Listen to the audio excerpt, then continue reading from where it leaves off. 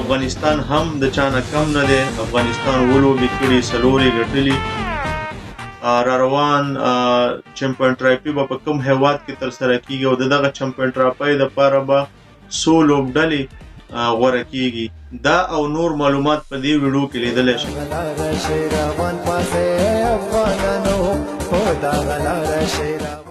سلامونه، نیکې هیلې، تمه لرم روغ جوړ به اوسئ. دوستانو، په دغه لنډه ویډیو کې درته د نړیوال جام او همدغه شان د چمپیون ټرافي په اړه هم معلومات درکوم. هیله ده چې تر پای مو ملتیا وکړئ. دوستانو، لکه څنګه چې د 2023 نړیوال جام په هندوستان کې روان دی، په دغه جام کې 10 لوبډلې دي او 10 واړه لوبډلې هڅه کوي چې ټاپ 4 ته په ټیبل کې ځان ورسوي.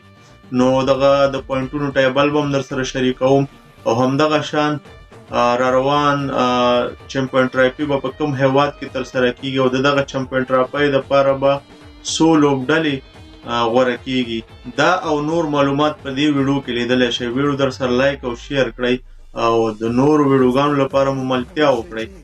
دوستانو، راځو تر هر څه د مخه د نړیوال جام پوینټ ټیبل ته چې په دې کې کومې لوبډلې په ټاپ باندې دي. تر دې دمه هندوستان یا انډیا ولوبې کړي دي او ولوبې په خپل نوم په بریا سره پای ته رسولي. 14 نمرې یا پوینټس لري او همدغه شان 2.1 نیټ رن ریټ دی. دغه شان ساوث افریقا هم په ټاپ 4 کې ځای لري او په دویم مقام باندې ده. ولوبې کړي دي، شپږ یې ګټلې، یوه یې بایللې. 12 نمرې لري، هره لوبه 2 نمرې لري.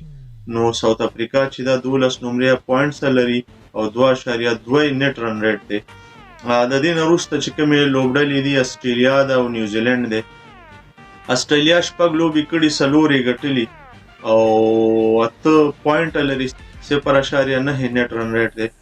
او دغه شان اسټرالیا او انګلند چې دا نن لوبه روانه ده، نو اسټرالیا دپاره دغه لوبه ډیره مهمه ده چې دا لوبه وګټي او انګلند به هڅه کوي چې تر څو چمپیون ټرافي دپاره په اووم مقام کې ځای خپل کړي. همدغه شان نیوزیلینډ چې دی د پاکستان سره یې 8مه لوبه روانه ده.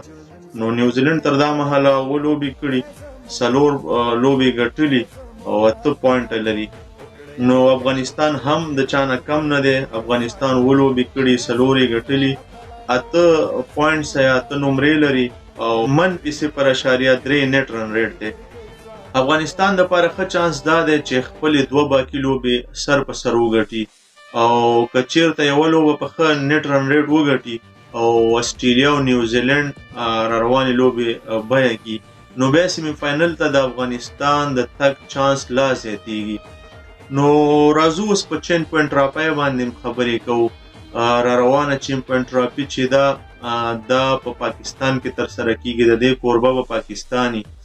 چمپیون ټرافي ته به هغه لوبډلې غوره کیږي د نړیوال جام څخه وروسته چې کومې 7 لوبډلې په درجه بندۍ کې په ټاپ باندې رالي، نو دا به ډایرکټ چمپیون ټرافي ته کوالیفای کیږي او په 8م نمبر به ورسره پاکستان وي. نو ټولې به 8 لوبډلې په چمپیون ټرافي کې لوبې کوي.